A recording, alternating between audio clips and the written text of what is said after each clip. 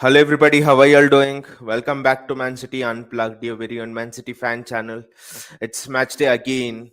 We only played Brighton 2 days ago, and again, the pressure just doesn't seem to ease. And in another 2 days, we play Real Madrid potentially without both our fullbacks, and then after again 2 days we play another Premier League match. The one match after the other is coming, and the problem here is every match is a final. And Guardiola said that yesterday in the press conference before the Watford match, and also he said after the Brighton victory, we play each game as a final, and if we win that, then only we can progress to the next match. So that means that Guardiola thinks that Liverpool will win all the matches, and he needs to win all of the matches as well. It's just unrelenting. And now seeing the fixture list, it just seems that Liverpool have got an easy run in.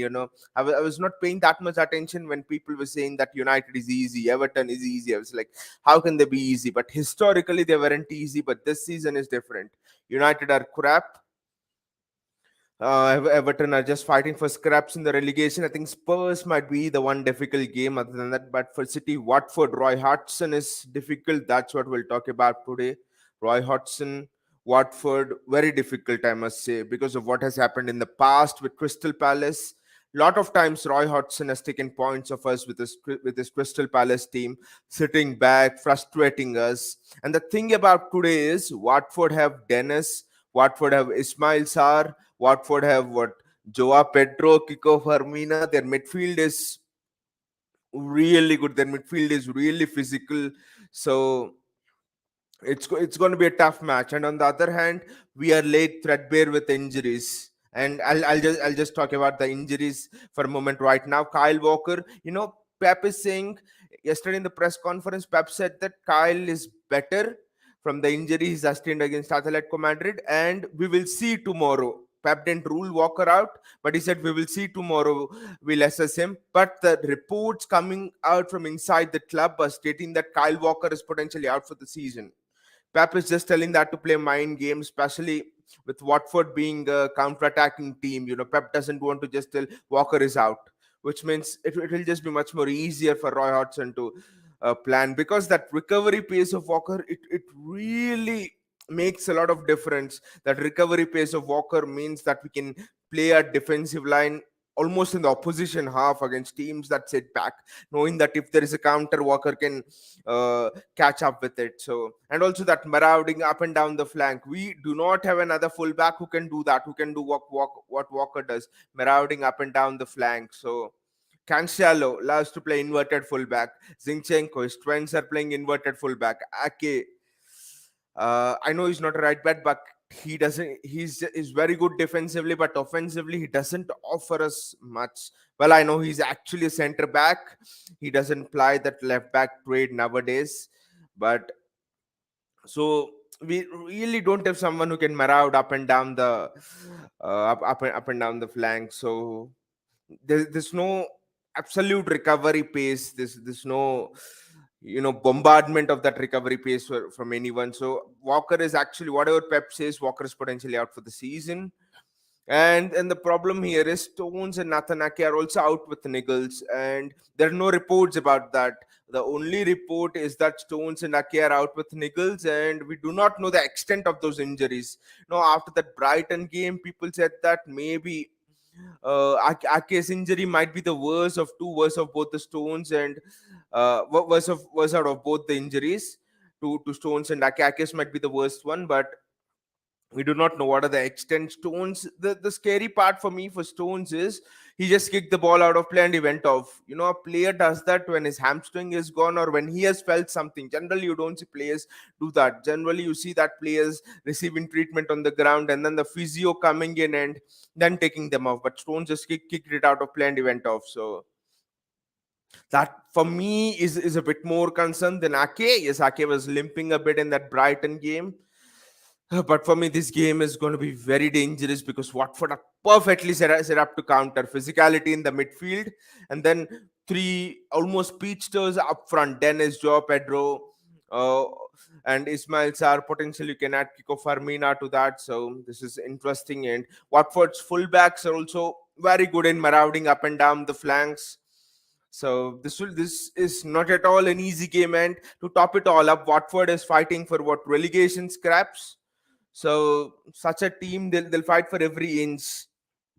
So it'll be very difficult. Let us just look at the predicted lineup right now.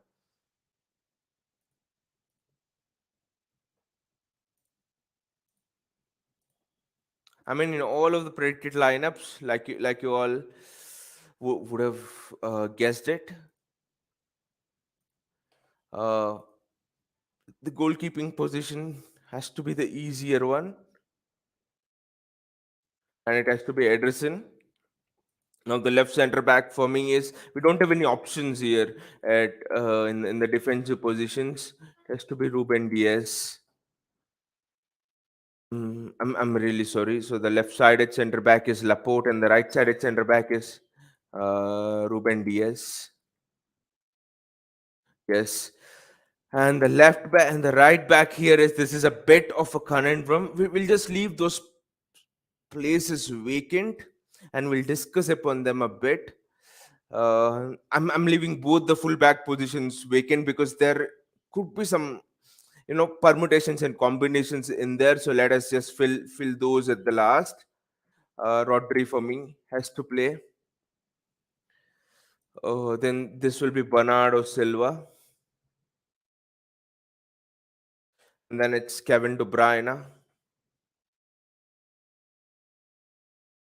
I think that should be easy. Now you might say Gundogan, but Pep has been telling that Gundogan is. I mean, and also there's a report that has come out yesterday that Gundogan is actually suffering from back issues, and he's been playing through pain actually this season. That tells you why he has not been as much, inventive, or as why he was not having as much tempo and thrust going forward. The back issues are really struggling. I mean, really making Gundogan struggle, and we must sign a midfielder as well in the next summer transfer window, because Dino is going for Andy. I mean, Gundogan is struggling with back issues, so there are question marks over his playing time as well, and all. Sumant is here. Sumant tells Cole Palmer. The problem with playing Cole Palmer is, it's just a lack of experience, Sumant. Cole Palmer, Liam Delap. Actually, I'm surprised that Delap hasn't played much of a part this season. We don't have a striker and stuff, so very surprised. But then it's a very tense game. The stakes are very high, and Pep Guardiola will not risk it. More than a young player or something, I think it's just the experience of being there, doing that. That is why Pep will prefer someone like a Sterling or even a Gabriel Jesus in instead of those youngsters. It's just about the experience, the mentality. When the going will get tough, you do not know how the youngster will react, however talented he might be. uh let's go for the striker. I suspect that he'll play Grealish as a false nine in this match, because you'll be playing through tight spaces, and you need someone to actually carry the ball strongly through the midfield, and then play in those tight pockets of spaces. So I do think Grealish will come in. Now the right wing is, it's another position up for debate for me. Will it be Raheem Sterling or will it be Riyad Mahrez? The thing for me is, Raheem Sterling has a very good track record against Watford. I think the last time he had a hat trick in that 2018-19 season, he had a hat trick when City had to win all of the matches against Watford. Generally, Sterling's record against Watford is very good. And also, what I think is, with Sterling, especially against par the bus teams, Sterling offers you that something extra. See, if you play Ford and Grealish and Mahrez, it becomes too predictable, and the defense will just sit down there, compress it, become narrow, and it will just defend. But with Sterling, that run in behind the defense. So should the fullback stay, or should the fullback go with Raheem Sterling? Sterling will maintain the width. So it will all become a little more unpredictable if Sterling's playing. So he'll just offer us something different. Foden playing in small pockets, Sterling with that huge burst of pace. So I think that is where Pep got it wrong against Crystal Palace, nil-nil draw. or else the title race would have been much more easier for us than in this congested situation. Against Crystal Palace, we played a front three of Ford and Grealish and Bernardo Silva, and it was all rubbish. The game was just boring. Crystal Palace were sitting there defending cross after cross, pass after pass. They were booting it out. Grealish was trying to play in small pockets of space. Two defenders surrounding him, defenders surrounding Foden. So I would play Sterling here over Mahrez actually. So and now let us come back to the fullback position. So what do you think about the fullback positions? See, there are two options. You play Cancelo on the left and you play Stones on the right. That is one easier option. I think that is the option which you could close your eyes and then just write it on the paper. Cancelo on the left and Stones on the right. But the second option for me is interesting. It is play Nathan Ake on the left and play Cancel on the right. The problem with playing Stones on the right is he doesn't have as much pace that a fullback should have. And with Ake on the left, Ake is very good defensively. I mean, he doesn't offer as much offensively, but defensively is excellent. So he, it will be secure that side. But the drawback of playing Ake there is, especially against a team that will park the bus, especially against a team that is coming with the mentality of just getting a point, that is fighting for relegation scrap, they're fighting for their lives, have the back against the wall. So we saw against Brighton, Ake struggled. Brighton really sat back in a 4-4-2 in a defensive shape. So they had zero shots in the first half, Brighton, and Ake was just, there's no inventiveness in them. He was solid, but no inventiveness. So that is what we're gonna lack if we play again. The second thing is you play Cancelo on the right. The link up between Cancelo, Bernardo, Foden, Cancelo, De Bruyne, Foden is just out of this world. And also Cancelo, he always allows to cut inside and play those balls from the outside of his foot into the box. So when he plays on the right hand side, it just becomes that much difficult because he plays on the right, he has to cut in and is on his left foot, right? Cancelo is good on either foot, but playing those outside of the foot passes with his left foot, I don't think he's at that level right now. So that will be so if we play Cancelo on the right, we're just compromising all of our attacking options here. Oh, okay, you might say play Zinchenko on the left and Cancelo on the right. I don't back Zinchenko to go up against a Dennis or go up against an Ismail Sarr. Zinchenko will be torn to shreds. Zinchenko will be sent back to Shakhtar Donetsk. So not in this match. I don't trust Zinchenko defensively at all. So for me, it will be Cancelo at left back, and it will be Stones at right back. Now, if Stones is not available and only Ake is available, then we'll be left with no option but to play Ake on the left and Cancel on the right. It will just be a disaster if Stones is not available and Stones is injured now. Just imagine what would have happened if Diaz is injured now. Sumant is telling Nathan Ake is injured.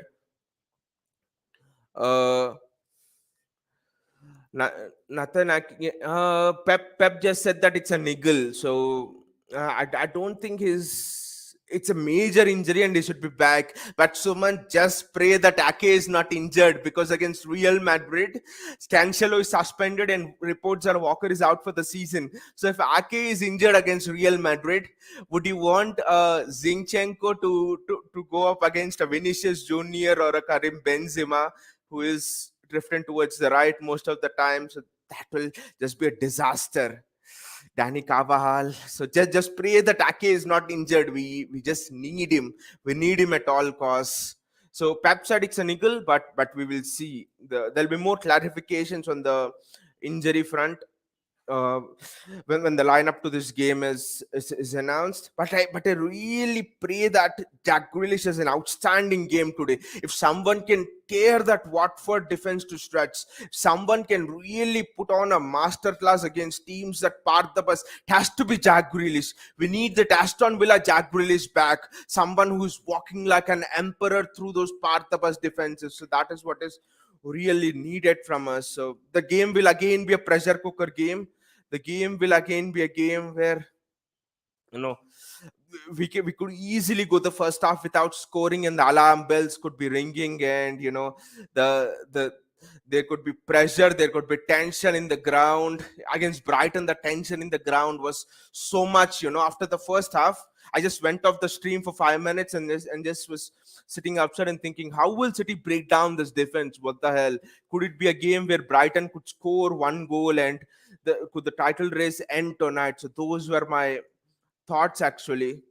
Uh, after the first half of that Brighton game. So it's going to be another pressure cooker game. The 8 matches from now are just going to be like that. So prepare yourself for all of those pressure cooker moments, all of those big moments. So I hope you've enjoyed it. I'll come back with the watch along of this match. We have it today evening. I think it's just around 7-8 hours to go for the match. I'm already feeling the pressure here. It's so tense, guys. It's so tense. Anyway, see you all and take care.